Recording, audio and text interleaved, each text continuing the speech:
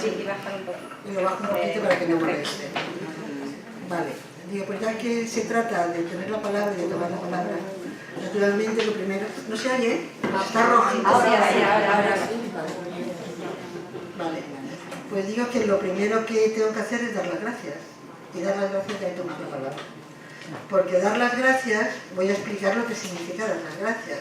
Dar las gracias es reconocer el trabajo de Rosa, es reconocer el trabajo de Anabel, es reconocer el trabajo de Verónica, de las asociaciones que habéis estado hoy aquí exponiendo todas estas partes, incluso a la comandante Gloria Arenas, seguramente, a todas las que ha habido delante, porque no estamos aquí por casualidad, porque hoy, un sábado por la mañana, no teníamos otra cosa que hacer. O sea, ha habido un tejido y un constructo que viene, que hace que hoy esta sala esté llena. En este currículo que ha leído Ana, yo he estado en sitios donde éramos 3, y porque habíamos pillado a una, porque en realidad éramos 2. O sea, y en estos momentos que se puedan montar estas cosas, yo insisto en la aportación que he hecho antes. Sí que estamos avanzando. Que los malos están ahí, ya lo sabemos. Pero quiero hacer este reconocimiento. No se llega a ningún sitio por casualidad. Yo no es que hoy me he bajado del tren y he venido aquí. Hay un trabajo previo a que todo lo que estemos aquí. Y por lo tanto, lo que tiene que seguir es la continuación de todo esto, ¿no? Y esto es el reconocimiento. Me gustaría que, si alguno se tiene que distraer a lo largo de lo que yo diga, porque os podéis distraer, ya está pesada, ya vamos toda la mañana diciendo lo mismo. Bueno, pues si alguien se quiere distraer, le voy a dar unas ideas de distracción. Y son 2 versos de Adrienne Rich, que es una feminista, psicóloga, filósofa, escritora y, para mí, poeta estadounidense, que dice: cuando con su laúd canta Corina, ni la música ni las palabras son suyas. ¿Vale? Vale. El término de Corina viene porque el poeta latino Ovidio utilizaba el nombre de Corina como amante, como musa o lo que sea. Y entonces Corina cantaba, Corina bailaba, Corina hacía y Corina dejaba de hacer. Naturalmente el que lo hacía era el señor Ovidio, ¿no? Que decía que la otra. Y entonces, en ese sentido, Adrienne Rich dice que cuando Corina va con su vestido transparente, tan contenta cantando, en realidad no tiene nada. Entonces, si alguno se distrae, ¡chac!, que se lance ahí. Bueno, ¿y por dónde empiezo? Porque verdaderamente con la mañana que llevo, yo no sé si nos vamos y nos damos una cerveza, porque ya tenemos mucho tiempo para reflexionar en muchas de las cosas importantes que se han dicho.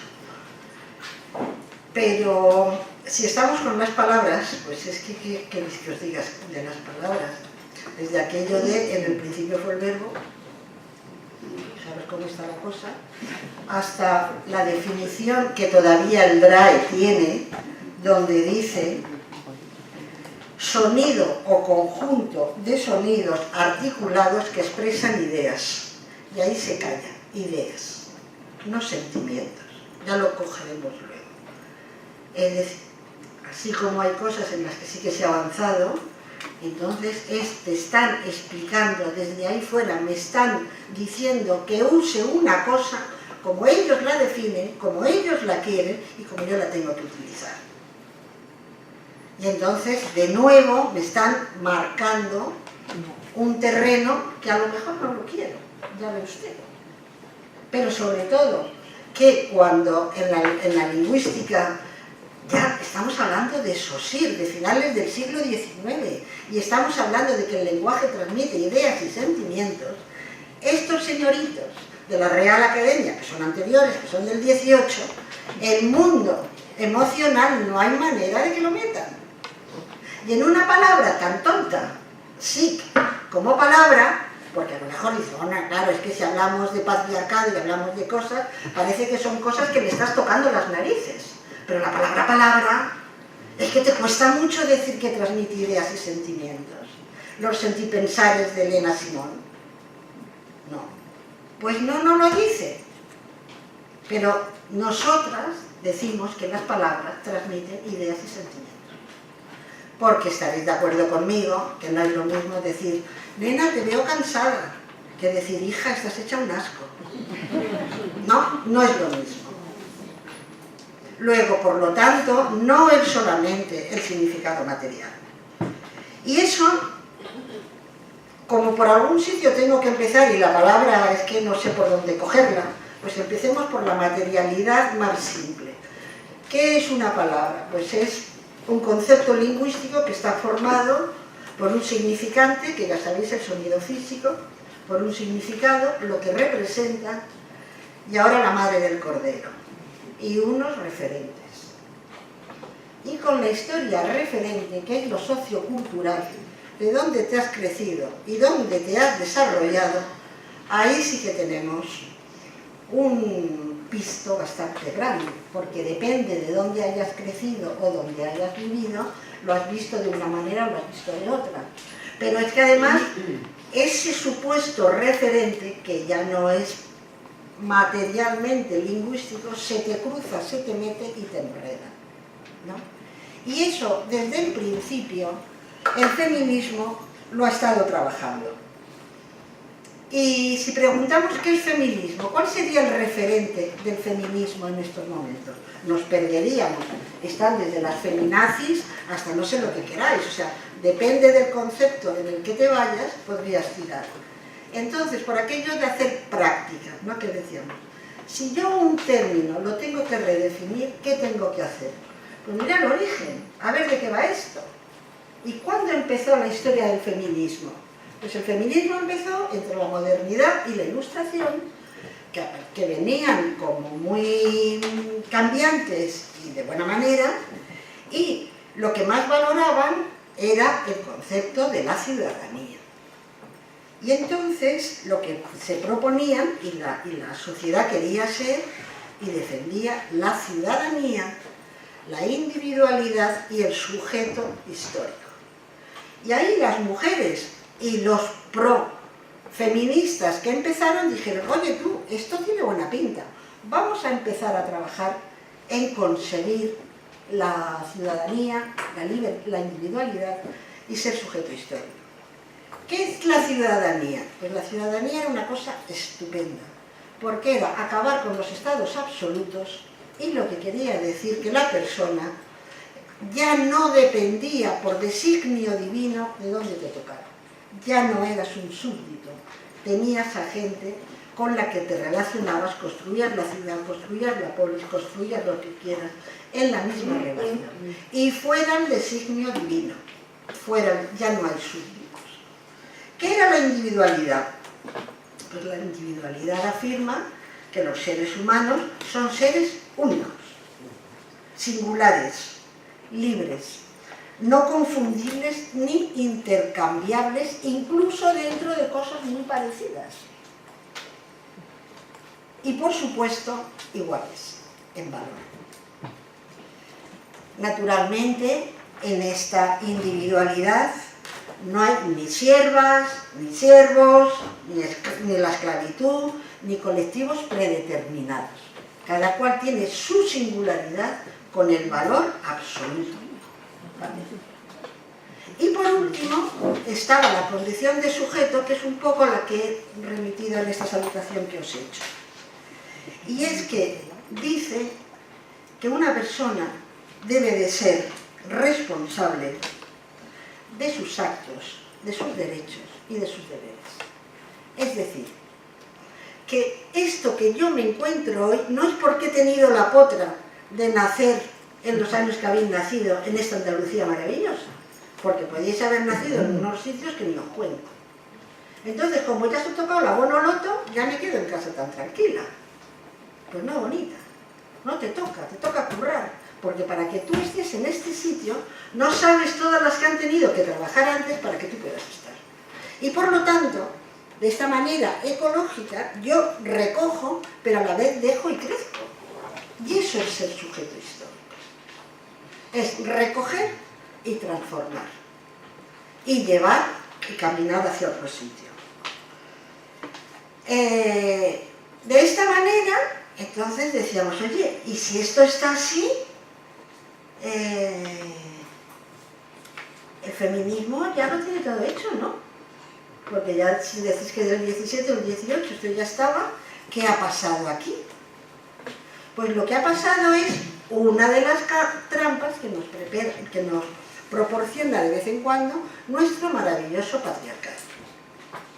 Y es que este funciona de la siguiente manera. Quienes controlan el poder, Anabel, determinan y son influencers de estos, ¿no? Para marcar opinión, criterios y lo que hay que hacer. Entonces se crean universales.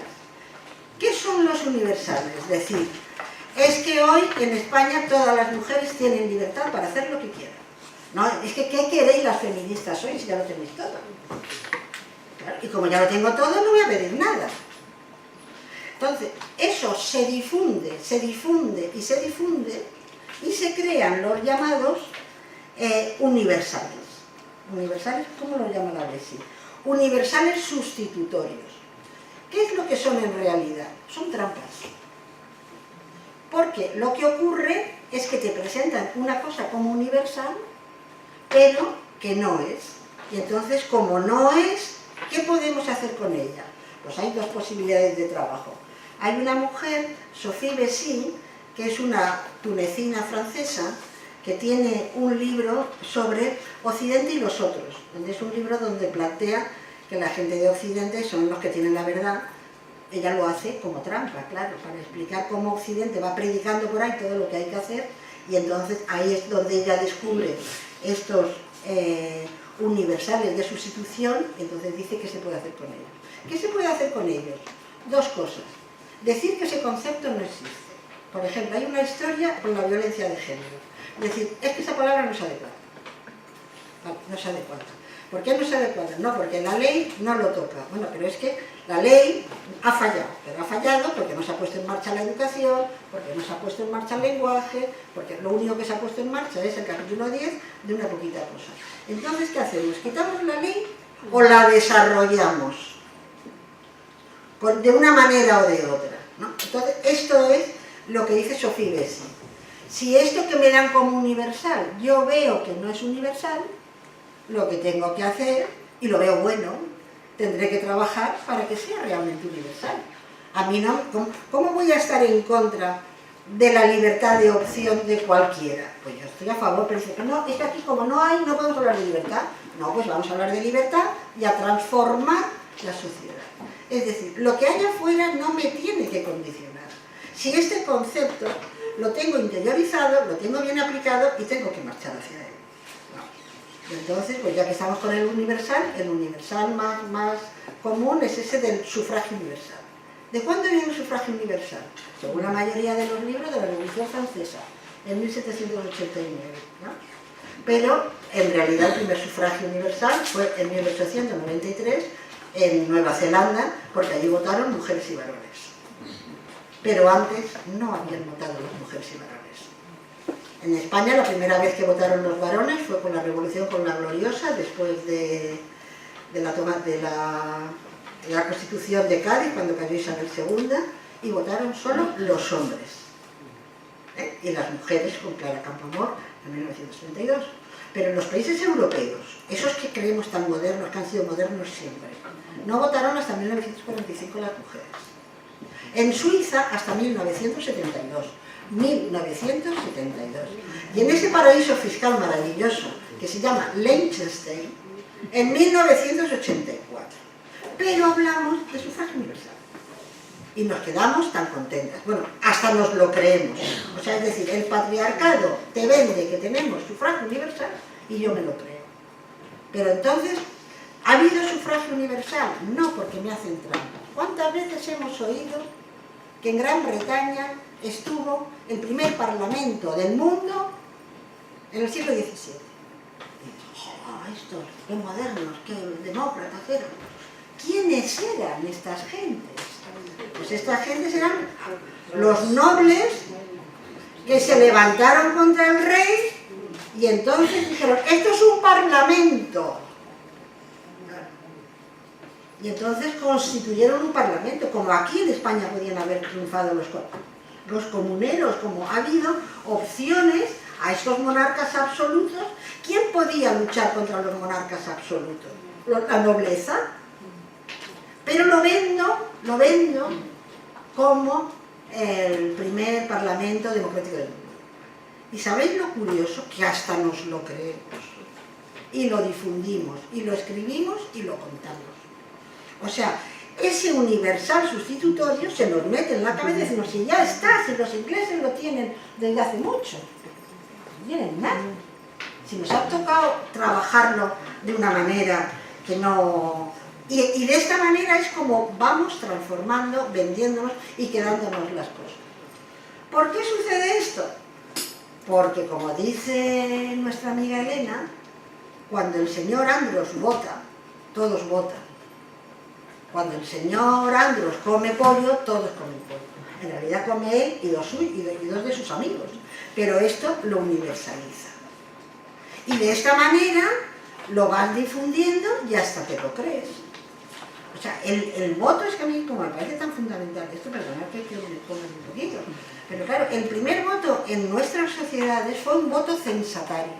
¿Qué era eso? Que se hacía un censo y se decía, vale, para los que vengan a votar, que se apunten. Vale, y tú ibas y te apuntabas, pero tenías que pagar un doblón para que te apuntaran ahí. Hombre, ya empezamos, pues si ya tengo que pagar, quiere decir que hay gente que como que no va a entrar, ¿no? Que no va a entrar. Segunda parte, usted sabe leer y escribir, porque claro, si no tiene cabeza, aquí usted no puede discutir. No, yo que soy analfabeto, tampoco me sirve. Entonces quiere decir que es que estamos hablando de universalidades, de cosas que no lo son. Y estamos dando entrada a situaciones que no lo son. Luego, este conflicto, yo lo llamo conflicto porque verdaderamente es el conflicto que tengo en la cabeza. Si salimos ahora a hablar, es lo que nos van a decir. Pero luego además, ¿qué es lo que ocurre? Que el señor Andros, este que vota, tiene otros amigos Andros que piensan y escriben libros o hacen teorías. Y entonces viene una filosofía liberal de los Hobbes, los Locke y todas estas, y muchos más, que cogen y dicen, oye, es que aquí no vale todo. El ser humano, ellos dicen hombre, el hombre, o sea, el ser humano perfecto, tiene que ser libre, tener cabeza y además ser responsable de su cuerpo. Bien, entonces, naturalmente, la servidumbre no va a entrar nunca, porque no son dueños de sus actos, la gente pobre tampoco, porque no tiene dinero, y las mujeres no tenemos derecho ni a nuestro cuerpo. Luego, claro, hemos sido las últimas en incorporarnos al mundo del voto, y a otras muchas cosas. Pero, creyendo estos otros que ellos lo tenían bien colocado, el mundo, lo tenían muy apañado. Entonces, con esta revisión que he hecho, es para decir que yo puedo atacar esto cuando lo he desmontado. Entonces, lo desmonto y ya construyo otra cosa. Porque con el lenguaje será cualquier cosa menos neutro. Porque dependerá de quién lo use, de quién lo manipule, e incluso de nosotras mismas. Porque... es que sería... bueno, no, tú a lo tuyo. No, es que como me pierda, tengo aquí apuntadas cositas. Pero vamos a ver, el lenguaje es el medio de comunicación que transmite ideas y sentimientos. Esto lo vamos a tener como parte, como norma general, que funciona así. Pero lo que sucede es que estas ideas que cojo de un mundo simbólico a través del referente o de cualquier cosa, esto en principio podrías decir, oye, pues con eso tiene muy buena pinta y podemos avanzar en una ciencia objetiva y en una comunicación objetiva para tirar. Pero claro, luego viene un individuo que a mí no es que me caiga bien, pero esta vez le ha salido, o sea, lo tengo que decir, que es José Antonio Marina en el libro La selva del lenguaje, que coge y dice, es que en realidad, pues claro, esto de que el lenguaje, o sea, vamos a ver, el debate de que el lenguaje manipula es un hecho que todo el mundo que se acerca a la filología y al lenguaje es lo primero que se encuentra. Y yo por eso cuando digo a los académicos que dicen no se puede tocar nada porque todo está bien, digo, ¿y estos qué leerán? Les falta bibliografía y les faltan lecturas, porque es que esto ya no lo cuestiona nadie. Todo el mundo está diciendo, a ver por dónde entro, a ver por dónde salgo. Y esto ahí que no se toca. Bueno, pues hasta José Antonio Marina dice, el lenguaje es un instrumento, lo tengo que leer porque dice, es un instrumento de nuestra inteligencia que por un bucle, es un instrumento de la inteligencia y que por un bucle acaba construyéndose a sí mismo, es decir, acaba siendo la inteligencia, la mente, el pensamiento. Mirad la cinta de Moebius, cómo funciona, ¿no? Dice, se presenta como algo aséptico, pero encierra turbulentas opciones ideológicas. Y ahí, a partir de ahí, ahí ya sí que nos podemos sentir cómodas. Porque ahí vale todo. Y cuando digo vale todo, vale todo. A mí me gustará personalmente decir sujeta o no decirlo, pero en el lenguaje cabe decir sujeta. A lo mejor yo no digo maravilla y digo extraordinario. Bueno, quiero decir que entrará dentro de las opciones individuales de cómo cada cual quiera verse, reflejarse, sentirse y relacionarse con la demás. Pero en el lenguaje cabe todo. ¿Está claro? ¿Qué cabe en el lenguaje? Todo. ¿Claro? Porque el lenguaje en realidad lo que es el mundo. Con el lenguaje nombro el mundo, pero el mundo es lo que yo veo. Porque lo que yo no veo, esa frase que decimos siempre, lo que no tiene nombre no existe. O sea, lo que estamos diciendo es lo que no veo, ¿no? Lo que no veo. ¿Vosotros creéis que en la época de la esclavitud las señoras o los señores que tenían esclavos se creían unos esclavistas desalmados? No, se creían gente normal y corriente, que tenían esclavos. No pasa nada. Entonces, el cambio de la sociedad, el cambio cultural, es el que hace que eso nos repela y nos ponga los pelos de punta. Pero eso se ha cambiado porque lo hemos cambiado aquí, porque el hecho existía. Y hasta que no le hemos puesto nombre, hasta que no salió la gente antiesclavista y cogió y dijo, qué barbaridad es esto, y empezó a hablar y a presentarlo, nadie fue capaz de ver lo que era la esclavitud. Luego, hay que nombrar muchas cosas e inventárnoslo. Y aquello primero que farfullamos, tira a ver qué pasa. Estábamos diciendo antes, el lenguaje no sexista puede ser que no sea el término más adecuado. No puede ser. Pero mientras no tenga otro lo voy a usar. Con esto no lo voy a defender. Ese nombre no se toca, jamás. Pero me ha venido bien durante un tiempo, ¿no? Había un tiempo en el que el feminismo reclamaba la emancipación, el ser iguales que los varones. ¿Qué feminismo hoy en día quiere ser igual que los varones? Nadie. Ya es una cuestión que se ha separado. Una cosa son los derechos. Pero yo querer ser como ese señor, quita ya, por Dios. ¿Sabes? Pero hubo un momento en que, como estaba planteado, como ese que está allí en el dibujo, sentado como canon, yo quiero ser. Claro, no. Y claro, y eso hasta te lo han teorizado. Ha venido el señor Freud y ha dicho que las mujeres, las dificultades de las mujeres, que en realidad luego Betty Friedan nos lo explicó, como la mística de la feminidad, que tienes que hacer un giro de cabeza terrible para tragarte la casa y nada más. El Freud lo explicaba, porque claro, es que las mujeres no tienen pene. No tienen pene, ese es el problema. Y como no tienen pene, envidian al pene. Y luego vino el otro, los lacanes y tal, y dicen, no tienen envidia del pene, lo que quieren es subirse al podio, quieren el poder. ¿Sabes? Quieren la fuerza, el falo. O sea, pero vamos a ver, ¿a quién se le ha ocurrido decirme cuántas os habéis levantado un día diciendo, yo quiero un pene? Claro, pero el tío este, el Freud, anda que no tiene escuela y no, construye, y es un universal. ¿Por qué son histéricas? Claro, las mujeres como no tienen pene, el otro dice falo, le caben dos posibilidades. o caer en la melancolía o ser una histérica. Y eso funciona. Y eso hay psicoanalistas hoy que si alguien va a tumbarse en el diván, en su cabeza tienen eso y con eso te van a tratar. Que eso es fuerte. Es para que veamos todos los desmontajes y todas las historias que hay que hacer y cómo se viene y se apoya. Y luego, otro ejemplo también que tengo que poner, ayer se lo comentaba a Elena. Hace unos días estaba con unas chicas, jovencitas, maravillosas, extraordinarias, feministas, universitarias, jóvenes, sobradamente preparadas.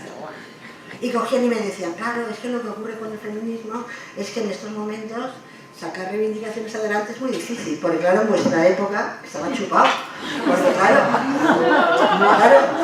pedir que te hagan tener una cuenta corriente, pedir, decir que no te castiguen por adúltera, pedir la custodia de las criaturas, eso te lo daban el primer día, porque es que era de cajón. Anda que no hubo que trabajarse la historia. ¿Por qué? Porque en aquellos momentos no era de cajón.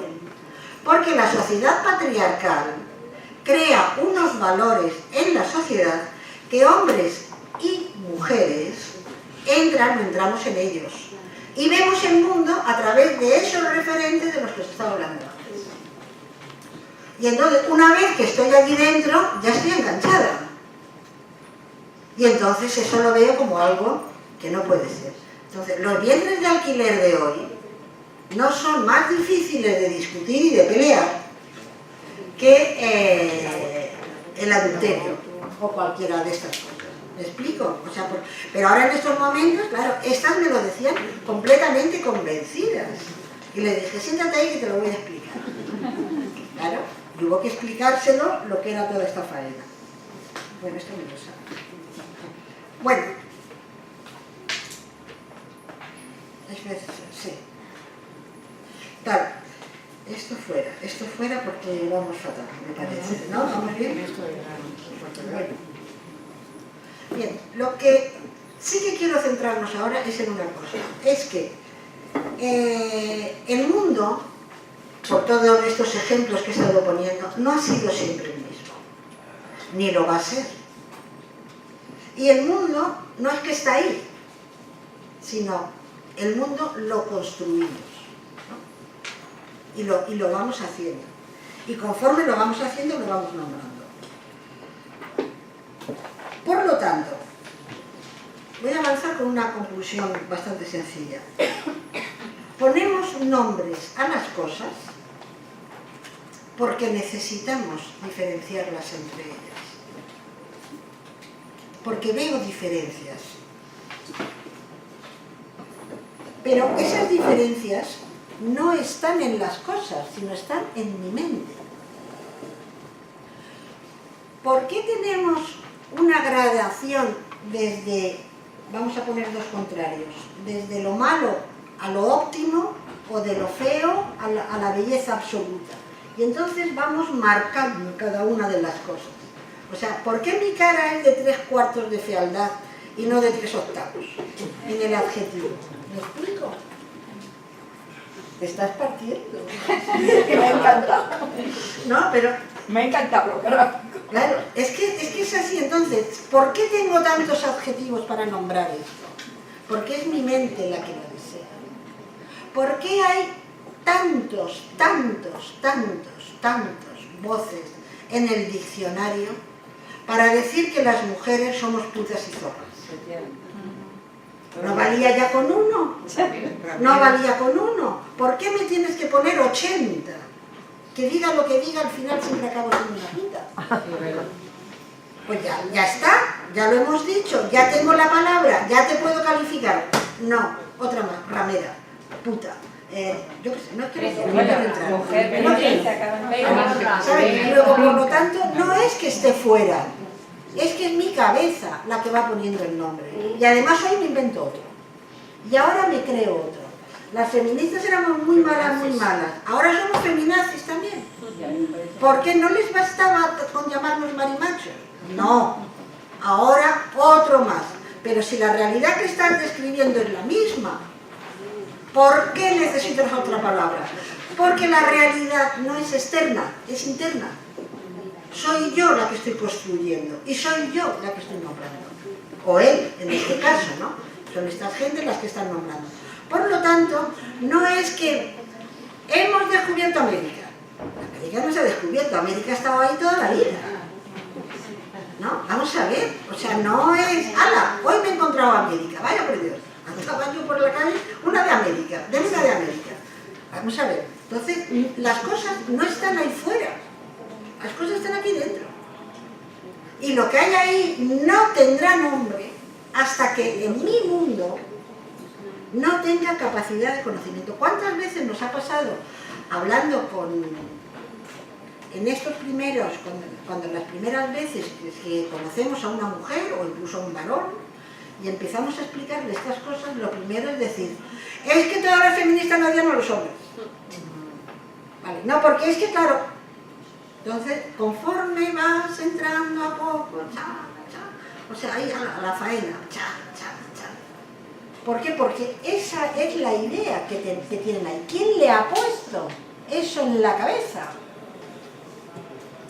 El marco social y cultural en el que ha nacido y en el que se desenvuelve. Si empieza a relacionarse con otra gente, pues aprenderá otras cosas. Y ahí es donde estamos. Porque, ¿cómo adquirimos el lenguaje? Ya he dicho cómo se construye, pero ¿cómo se adquiere? ¿Cómo formamos esos referentes culturales? Pues claro, es que esto sí que es la cinta de Moebius de la que hablaba el otro. Porque claro, lo que sucede es que una criatura o un criaturo llega al mundo y lo que va, la niña o el niño, van a ir adquiriendo el lenguaje. Entendido como la capacidad de comunicación. Ojo, porque el lenguaje, al fin y al cabo, no es nada. El lenguaje es un instrumento para comunicarnos. El lenguaje son como las pinturas. Las pinturas, ¿qué es la pintura? Pues depende de lo que usted haga. Es un instrumento. Lo que sucede es que con el arte yo puedo hablar del arte y no saber nada de arte. Pero en el lenguaje, haga lo que haga, tengo que hablar. Hablaré bien, hablaré mal. Gustará más o gustará menos. Pero la misma materia de la que estoy hablando es con la que estoy hablando. Esto, dentro de las funciones del lenguaje, se llama el metalenguaje. Y es que utilizas el lenguaje para hablar del lenguaje. Mientras que con la pintura, yo explico esa pintura, pero no lo hago soltándoos con un chorro de pinturas ahora aquí y ahora allá. Lo explico y digo, ¿veis? Ahí hay unas formas y tal. Puedo hacerlo con palabras, pero con el lenguaje no. Y por lo tanto, el lenguaje no busca el lenguaje. El lenguaje busca la comunicación entre los seres, porque para eso surgió. Y si vamos a épocas de allá del catapum chimpún, la primera comunicación que tuvieron los seres humanos no fue lingüística, fue pictórica. Pero luego, por lo que sea, yo reconozco que es un buen invento esto del lenguaje, muy cómodo, ¿Te imaginas así con el pantone todo el día, haciendo dibujos o piedras poniendo... Hombre, esto es un chollo, porque es muy poquita cosa, ¿no? Pero en un primer momento, las primeras comunidades humanoides, llamémoslas así, se comunicaban a través de la pintura y del tacto. Tocaban, decían, y en función de lo que ibas haciendo, era el tacto. Luego lo que se busca es la comunicación, el lenguaje es solo un instrumento que sirve para comunicar ideas y sentimientos. Esto. Pues bien, entonces digo, a la niña o al niño, cuando entra en el mundo del aprendizaje del lenguaje, que lo que entra en un proceso donde va a ir incorporando, por un lado, funciones fónicas y por otro lado, significado. Pues eso de mamá no sabo, no se dice sabo, se dice sé. Ah, vale. Y en esos casos yo siempre digo que las niñas y los niños que dicen mamá no sabo o no cabo son auténticas y auténticos expertos en lingüística y en normativa lingüística, porque cosa más natural que del verbo caber decir no cabo. Que luego sea un verbo incoativo que tiene una forma, eso ya vendrá el tema. Pero la criatura que te dice no sabo, yo la doy un caramelo. Le digo, muy bien incorporado el sistema lingüístico. Claro, hay que ver qué bien lo tiene. Bueno, pues entonces, en este proceso de incorporación, incorporas sonidos que te corrigen e incorporas ideas que te están diciendo. Y ahí, en este aprendizaje, lo que va a ocurrir es que estas niñas y estos niños van a tener un entorno donde van a tener una cantidad y una cantidad y calidad de información muy diferente. Hay niñas y niños que reciben muy poca información comunicativa. Y hay otras que, en cambio, tienen un desarrollo lingüístico emocional más grande, porque depende de ese entorno. Ahí ya estamos formando una herramienta para nombrar el mundo, porque esa criatura con mucha o con poca capacidad lingüística va a nombrar el mundo. O sea, que el mundo lo nombramos todas y todos, las listas y los tontos. Es así. Claro, todo el mundo estás creando lenguaje constantemente, en función de lo que has adquirido. Y eres un sujeto activo de esa formación y de esa construcción idiomática. Luego es muy importante lo que voy a nombrar y lo que voy a dejar o lo que voy a decir. Esto también lo sé porque quiero que hablemos. Bueno, entonces lo que quiero decir, a través del lenguaje es como vamos a construir nuestro universo, que ya lo he dicho. Y cuando entramos ya, tomemos la palabra y nombremos. Neguémonos a aceptar y a construir nuestra identidad, porque esto ya es el colmo.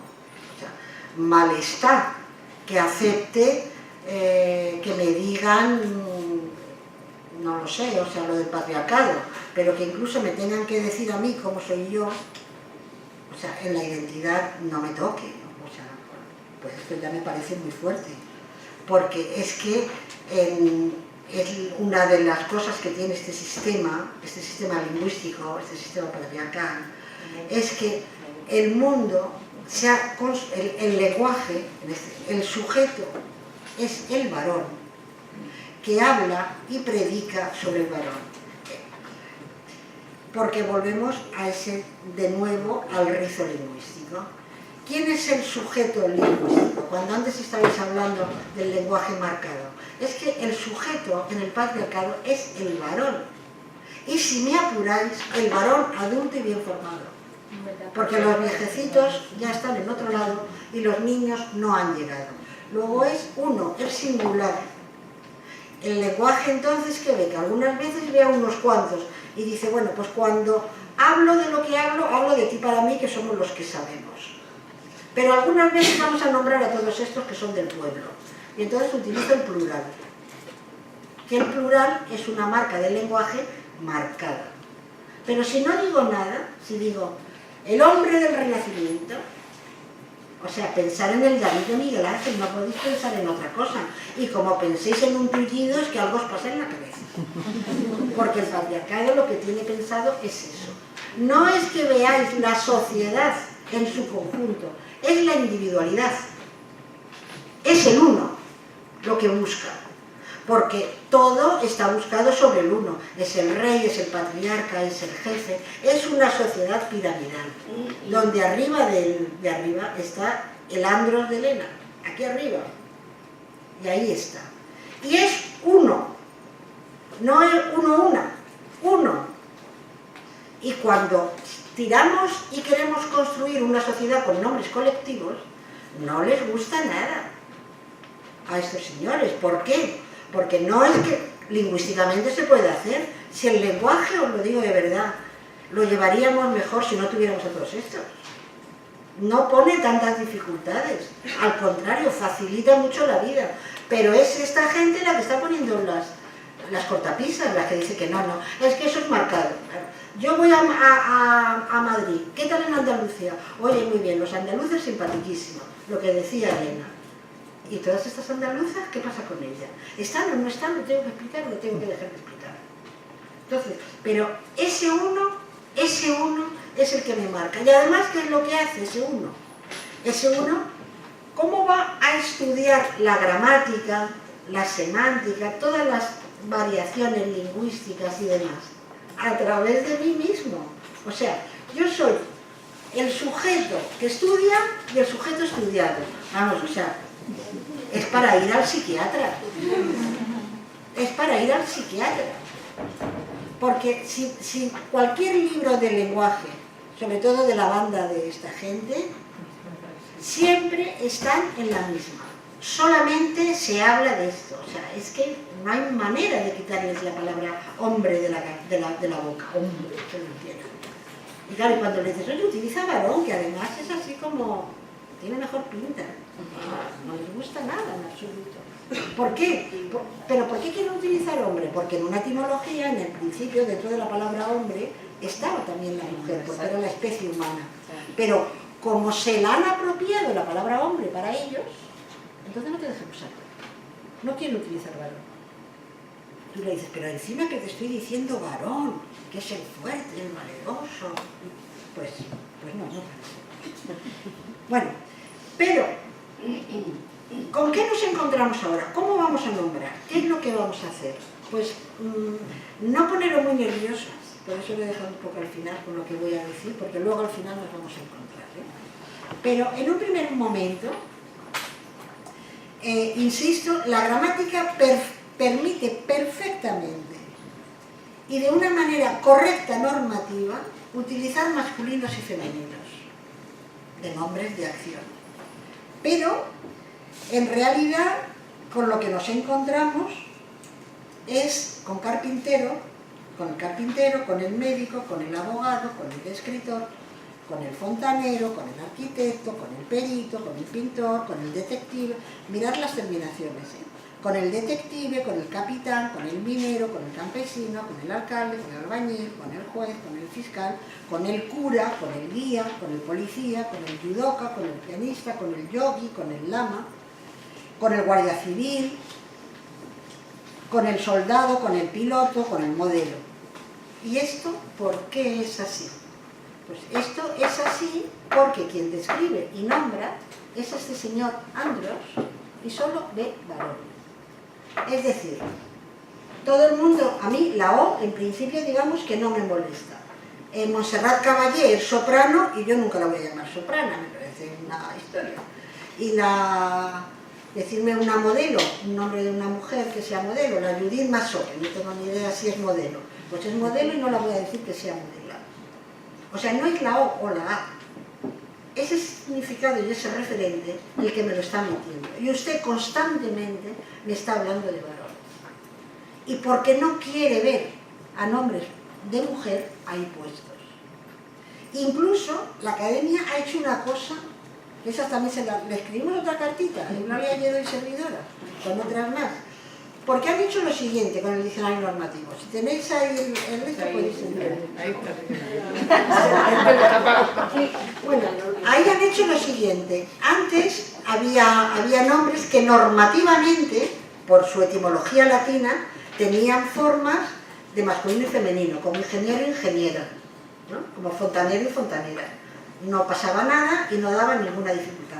Tardaron en poner las formas femeninas en el diccionario, pero las pusieron. Pero la última moda, chicas, es la siguiente. Frente al catedrático, catedrática, que era normativo, médico, médica, ingeniero, ingeniera, ahora nos encontramos con lo siguiente, que cuando pone médico, médica, persona que ejerce la medicina con titulación no sé cuánto, no sé qué, acepción 2. Valor de uso, la médico, la arquitecto, pero escuchar las terminaciones, la médico, la arquitecto, la ingeniero. Eso lo están dando como normativo, pero no están diciendo la fontanero, no están diciendo la minero. O sea, las titulaciones universitarias y los rangos de prestigio permiten el uso del artículo masculino o del artículo femenino con el nombre masculino. Que es una barbaridad, un atentado contra la gramática. Porque la gramática De la misma manera que decimos simpático, simpática, decimos catedrático, catedrática, médico, médica. Si es que es así. Si es que hemos dicho, ruega por nosotros, abogada nuestra, y ahora me dicen que diga el abogado. ¿Pero qué me dice usted? Si de toda la vida la he rezado a la Virgen llamándola abogada. Y ahora la voy a hacer abogado. Ruega por nosotros, abogado nuestro, o nuestra, o qué la digo. Yo no sé. Me explico, estoy diciendo la contradicción que tiene esta gente. ¿Qué es la cosa? No es que yo tenga que entrar a cambiarle, si es que son ellos los que se enredan. Eso es lo que estoy diciendo. Pero da la casualidad que es que se quedan como Dios. Se quedan. Solo las titulaciones superiores. Carpintero, carpintera. Químico, la químico. Ahí volvemos. Solo, insisto en esto, titulaciones de rango y de prestigio, nada más, pero en cambio la sociedad está. Entonces, ¿qué es lo que ocurre? Que es que esta sociedad, insisto, lo insistiré todas las veces y de todas las maneras y de todos los ángulos para ver cómo tengo que nombrar y cómo me quito esto. Es un mundo que se han hecho ellos para ellos. Y entonces las mujeres estamos aquí en función vicaria. Soy la novia de él, como esta semana hemos tenido la historia, soy la esposa de él, soy la no sé quién de él, pero ellos no sé si son el señor de él, no.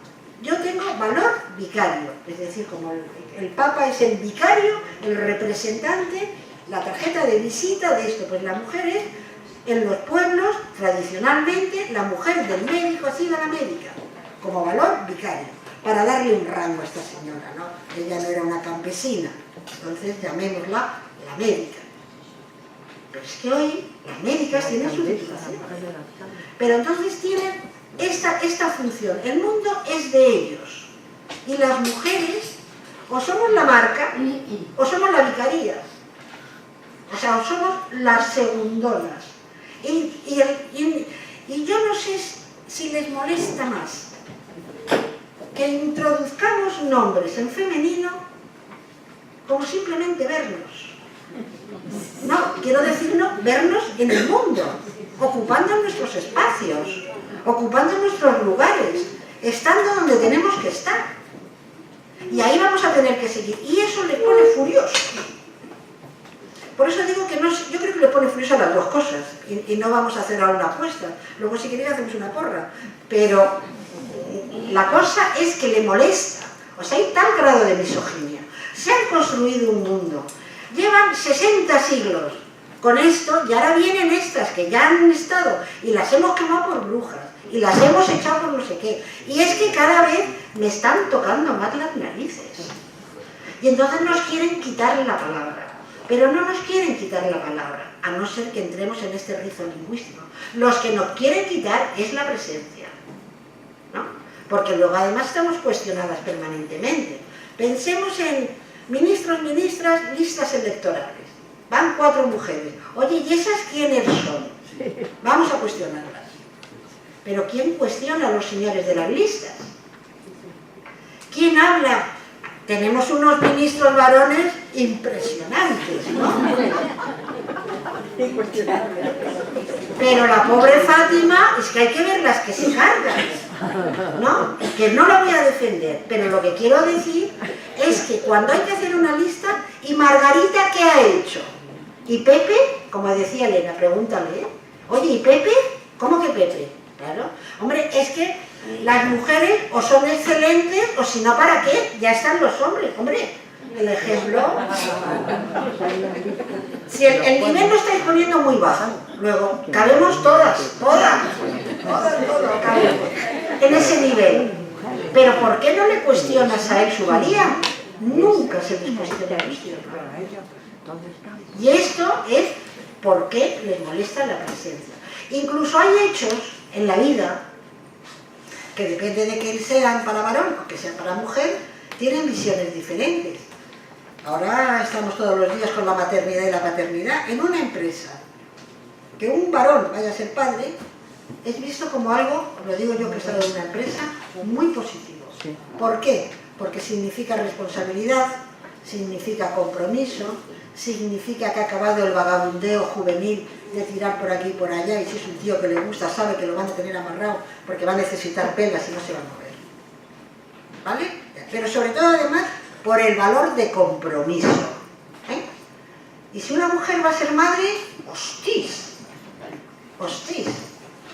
con lo buena que era, ahora ya no se me va a quedar un viernes por la tarde, porque entre el niño, el marido, el tal y el cual, va a bajar su rendimiento, que no va a bajarlo, porque como ella ya lo sabe, va a triplicarlo volviéndose loca, pero el problema es que se ve de otra manera, ¿no?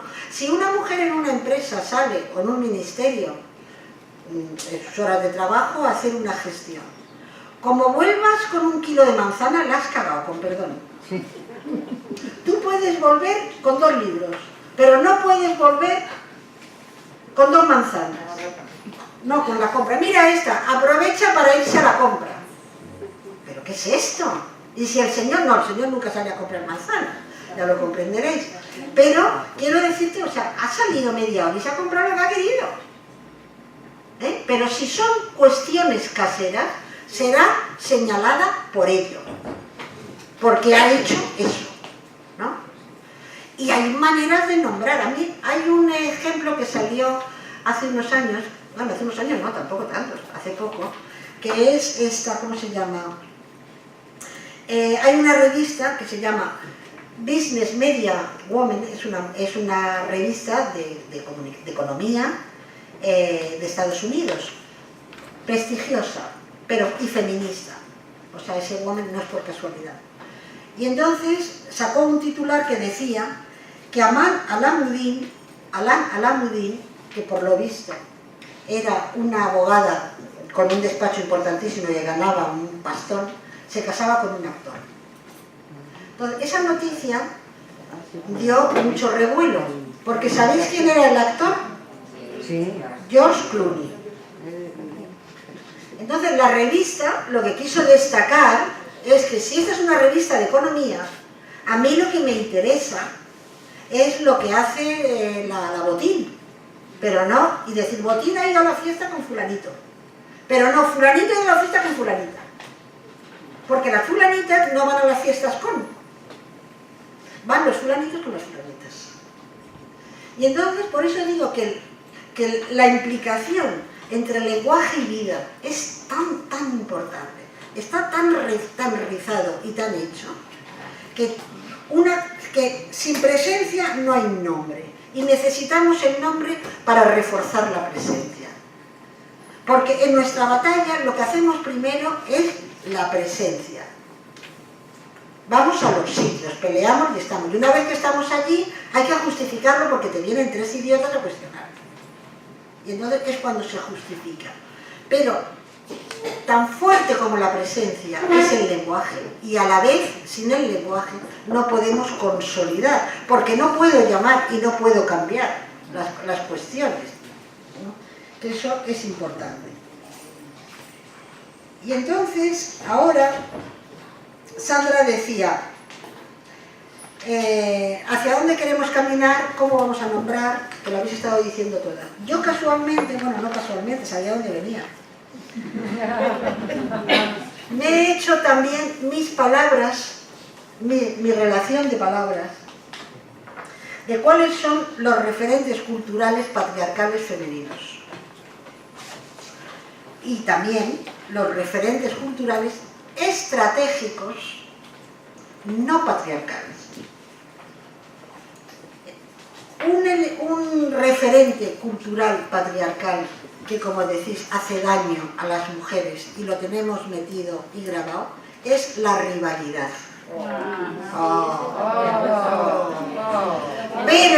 Pero como estrategia liberadora tenemos la sororidad o la solidaridad, si queremos también introducir a los varones. O sea, los vamos a chafar. Tenemos la palabra y tenemos el hecho. ¿Qué es lo que les encanta a los tipos? La invisibilidad, nos quitan el género gramatical, no estamos en los sitios, somos señores de las vicarias. la invisibilidad. Pero nosotras, ¿qué valoramos? La representatividad. Estamos en todos los sitios, nos representamos, nos representan. Utilizamos el verbo representar. Otra palabra muy deseada del patriarcado es la inferioridad. Ya sabéis que tenemos el cerebro pequeño, un montón de cosas, es que no damos, ¿no? Bien.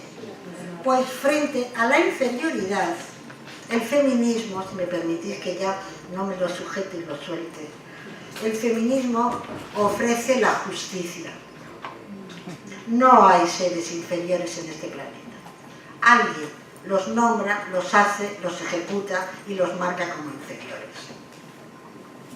Si fuera una sociedad justa, no habría estas cosas. Hay una película que se llama Un mundo perfecto. Y hay una frase que a mí me gusta mucho, que hay un policía que está desesperado para ver cómo cogen a un malo. Y dice, en una sociedad perfecta, todo el pueblo saldría a ayudarnos.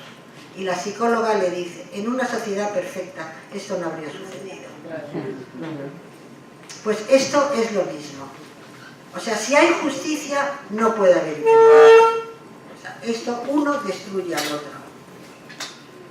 Otro término que les gusta mucho al patriarcado, tenemos ahí a las mujeres, la dependencia. Ser dependientes. Económicas, emocionales, políticas, en todo. Dependientes. ¿Y nosotros qué ofrecemos? La igualdad. No hay dependencia. Yo no dependo de ti, tú y yo somos iguales. Lo pactamos, tú a qué hora vienes, yo a qué hora vengo, cómo lo hacemos. Igualdad. Me he saltado una.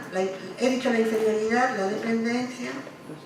Así, frente al menosprecio, que ya lo hemos hablado, lo habéis hablado varias, habéis utilizado la palabra menosprecio esta mañana, una palabra que me gusta mucho, reconocimiento. Yo es que me encuentro muy cómoda, o sea, bueno, me gusta mucho, porque el reconocer es todo un recorrido, de abajo para arriba, de todo mi pasado, todo lo que hay, me parece, y además de conocer, bueno, me gusta, yo qué queréis que os diga. Bueno, y luego la última porque supone mucho. Al patriarcado le gusta tener a las mujeres sometidas, y cuando digo sometidas, ya estoy hablando de violencia dura, con la bota agachándote para abajo, ¿no? Y frente a eso, el feminismo ofrece la libertad.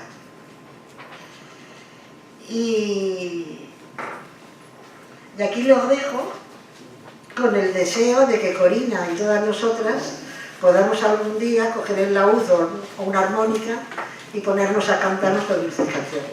O sea, que nada más.